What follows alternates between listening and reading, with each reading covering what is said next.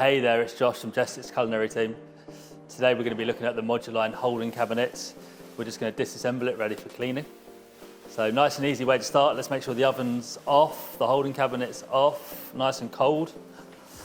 We'll then empty it out. We'll take our gastros out. We'll take our shelf racks, and then we can take our runners off the side by just lifting them up, pulling them into the middle, and release.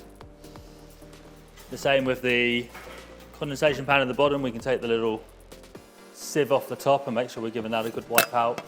And then let's give the inside of the oven a nice clean down, ready for our next use. We've finished cleaning, now we're just going to reassemble it. So we're going to put our cover over the top, our shelves back in. Let's make sure we get them in the correct way. There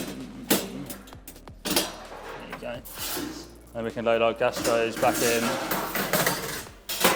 our racks back in, ready to turn on and start using.